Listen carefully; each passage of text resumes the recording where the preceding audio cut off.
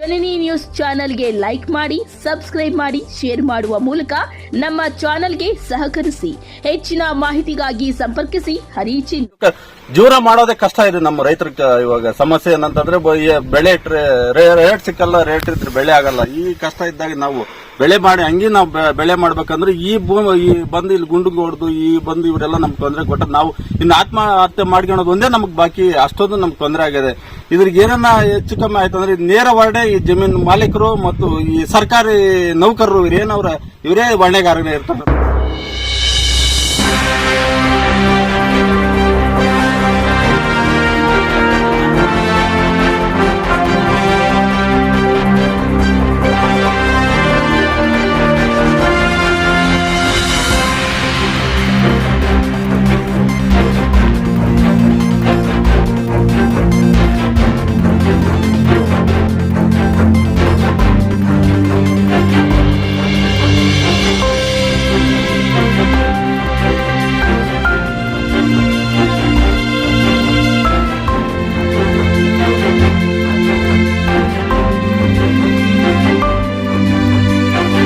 ಜಾಗ ಇದು, ನಮಗೆ ತೊಂದರೆ ಮಾಡಬೇಡಿ ಅಂತ ಕೇಳಿದ್ದಕ್ಕೆ ನನಗೆ ಪ್ರಾಣ ಬೆದರಿಕೆ ಆಗಿರ್ತಾರೆ.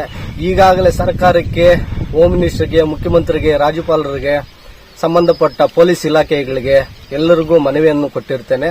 ನನಗೇನಾದರೂ ನಾಳೆ ದಿನ ನನಗೂ ನನ್ನ ಕುಟುಂಬಕ್ಕೆ ಏನಾದರೂ ತೊಂದರೆ ಆದರೆ, ಪ್ರಾಣ ಹಾನಿ ಏನಾದರೂ ನೇರ ಹೊಣೆ ಈ ಭೂ ಮಾಲೀಕರೇ. ಘಟಕ ಇದೆ, ಆ ಘಟಕದಲ್ಲೇ ಈ ಭೂ ಗಣಿಗಾರಿಕೆ ಮಾಡೋದಕ್ಕೆ ಆ ಮಿಷಿನ್ ಹಾಕೊಳ್ಳಕ್ಕೆ, ಕಂಪ್ಲೇಂಟ್ ನಿಲ್ಲಿಸೋಕೆ ಜಾಗ ಕೊಟ್ಟಿದ್ದಾರೆ ಈ ಸಿಟಿ ಪಂಚಾಯಿತಿ ಅಧಿಕಾರಿಗಳು. ಈ ಸಿಟಿ ಪಂಚಾಯಿತಿ ಅಧಿಕಾರಿ ಸೆಕ್ರೆಟರಿ ಅನ್ನೋ ರಮೇಶ್ ಅವರು ಇವರು ಕುಂಭಕ್ಕೆ ಕೊಟ್ಟು ಆ ಕಸ ವಿಲೇವಾರಿ ಘಟಕ ಎಲ್ಲ ಸೀಟ್ ಎಲ್ಲ ಬ್ಲಾಸ್ಟ್ ಆಗೋಗಿ ಒಡೆದೋಗಿದೆ. ಎಷ್ಟೇ ಬಾರಿ ಇವ ಗಮನಕ್ಕೂ ತಂದಿದ್ದೀನಿ, ಸಿಟಿ ಪಂಚಾಯಿತಿ ಸೆಕ್ರೆಟರಿಗೂ ತಂದಿದ್ದೀನಿ. ಸಿಟಿ ಪಂಚಾಯಿತಿ ಸೆಕ್ರೆಟರಿ ಶಾಮೀಲ್ ಆಗಿ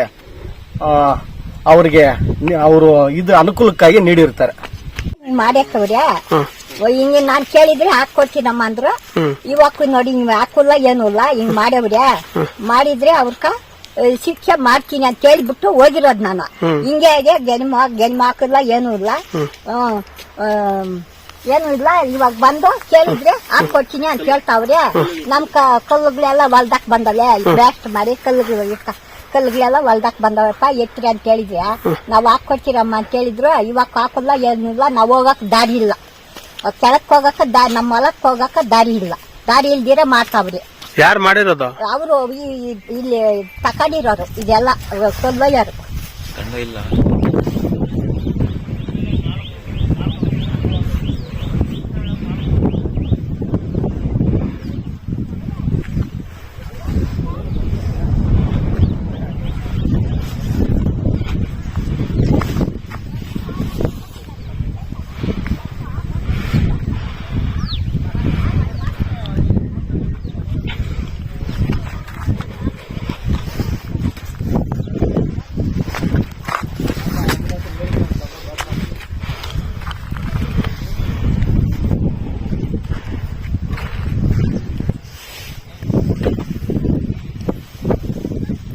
ಸಿಟಿ ಗ್ರಾಮ ಪಂಚಾಯತ್ ಮಾಜಿ ಅಧ್ಯಕ್ಷರು.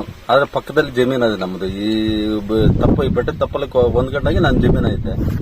ಏನಾಗಿದೆ ಅಂತಂದ್ರೆ ಇವರು ಸುಮಾರು ಒಂದು ವರ್ಷದಿಂದ ನಮ್ಗೆ ಕೊಡಬಾರ್ದು ಕಿಡ್ಕುಳ ಕೊಡ್ತಾವ್ರೆ. ಏನಂತಂದ್ರೆ ಬ್ಲಾಸ್ಟ್ ಮಾಡೋದು, ಆ ಗುಂಡುಗೆ ಯಾರೋದು ಬಂದು ನಮ್ಮ ಜಮೀನಲ್ಲಿ ಬಿದ್ದು ನಾವು ಇಲ್ಲಿ ನಮ್ಮ ಜಮೀನು ಒಂದೇ ಅಲ್ಲ, ಸುಮಾರು ಒಂದು 20-25 ರೈತರಿಗೂ ಸುಮಾರು ಕಷ್ಟ ಆಗ್ತದೆ. ಎಷ್ಟು ಕಷ್ಟ ಆದ್ರೆ, ಎಷ್ಟು ಮನವಿ ಕೊಟ್ರು, ಎಷ್ಟು ಒಂದು ಪೊಲೀಸ್ ಸ್ಟೇಷನ್ ಕಂಪ್ಲೇಂಟ್ ಕೊಟ್ರು ಯಾರು ಇದ್ರ ಬಗ್ಗೆ ಕ್ರಮನೇ ತಗೊಂತಲ್ಲ.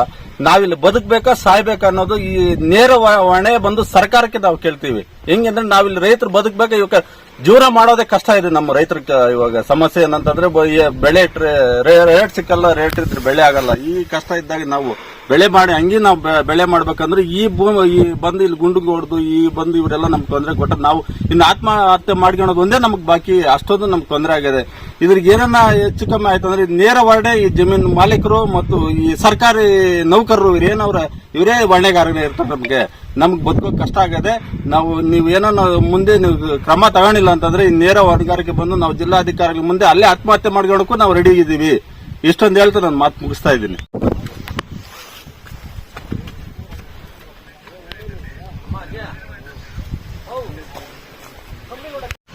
చెప్పనా ఇట్లా ట్రాక్లో వచ్చింది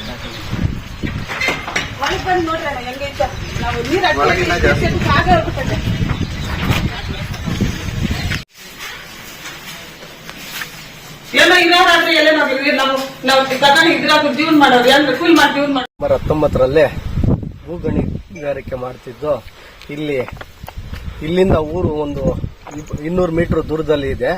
ಎಷ್ಟೋ ಬಾರಿ ಗಣಿ ಇಲಾಖೆಗೆ ಸಂಬಂಧಪಟ್ಟ ಅಧಿಕಾರಿಗಳಿಗೆ ಸರ್ಕಾರಕ್ಕೆ ಮನವಿ ನೀಡಿದ್ರೂ ಕ್ರಮ ಕೈಗೊಳ್ಳುತ್ತಿಲ್ಲ. ಮತ್ತೆ ಇಲ್ಲಿ ಬ್ಲಾಸ್ಟ್ ಮಾಡಿ ಮನೆಗಳ ಮೇಲೆಲ್ಲ ಕಲ್ಲು ಬರ್ತಾ ಇದೆ, ಮನೆಗಳೆಲ್ಲ ನೆರೆ ಬೀಳ್ತಾ ಇದೆ ಗೋಡೆಗಳು. ಇಲ್ಲಿ ನಾವು ಕೇಳಕ್ ಹೋದ್ರೆ ನಮ್ಗೆ ಪರ್ಮಿಷನ್ ಇದೆ, ನಮ್ಮ ಓನರ್ ಇದ್ದಾರೆ, ನಿಮ್ ಕೈಲಿ ಏನಾಗುತ್ತಂತ ದೌರ್ಜನ್ಯ ಮಾಡ್ತಾ ಇದ್ದಾರೆ.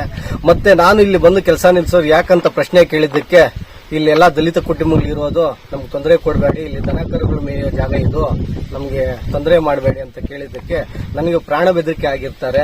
ಈಗಾಗಲೇ ಸರ್ಕಾರಕ್ಕೆ, ಹೋಮ್ ಮಿನಿಸ್ಟರ್ಗೆ, ಮುಖ್ಯಮಂತ್ರಿಗೆ, ರಾಜ್ಯಪಾಲರಿಗೆ, ಸಂಬಂಧಪಟ್ಟ ಪೊಲೀಸ್ ಇಲಾಖೆಗಳಿಗೆ ಎಲ್ಲರಿಗೂ ಮನವಿಯನ್ನು ಕೊಟ್ಟಿರ್ತೇನೆ. ನನಗೇನಾದರೂ ನಾಳೆ ದಿನ ನನಗೂ ನನ್ನ ಕುಟುಂಬಕ್ಕೆ ಏನಾದರೂ ತೊಂದರೆ ಆದರೆ, ಪ್ರಾಣ ಹಾನಿ ಏನಾದ್ರೆ ನೇರ ಹೊಣೆ ಈ ಭೂ ಮಾಲೀಕರೇ. ಬಟ್ಟು ಇಷ್ಟು ಮನೆಗಳು ಕೊಟ್ಟರೂ ಪತ್ರಿಕೆಯಲ್ಲಿ ಬಂದ್ರೂ ಯಾವ ಅಧಿಕಾರಿನೂ ಕ್ರಮ ಕೈಗೊಳ್ತಾ ಇಲ್ಲ. ಅವರು ಸರ್ಕಾರದ ಬಲ, ಹಣ ಬಲ ಇದೆ ಅಂತ ನಮ್ಮ ಮೇಲೆ ದೌರ್ಜನ್ಯ ಮಾಡ್ತಾರೆ ದಲಿತರ ಮೇಲೆ. ಈ ಕೂಡಲೇ ಸಂಬಂಧಪಟ್ಟ ಅಧಿಕಾರಿಗಳು ಎಚ್ಚೆತ್ತುಕೊಳ್ಳುತ್ತಿದ್ದರೆ ನಮ್ಮ ಗ್ರಾಮಸ್ಥರೆಲ್ಲ ಸೇರಿ DC ಆಫೀಸ್ ಮುಂದೆ ಧರಣಿ ಮಾಡ್ತೇವೆ ಅನ್ನೋ ಮಾತುಗಳನ್ನು ಹೇಳ್ತಾ ಇದ್ದೀನಿ.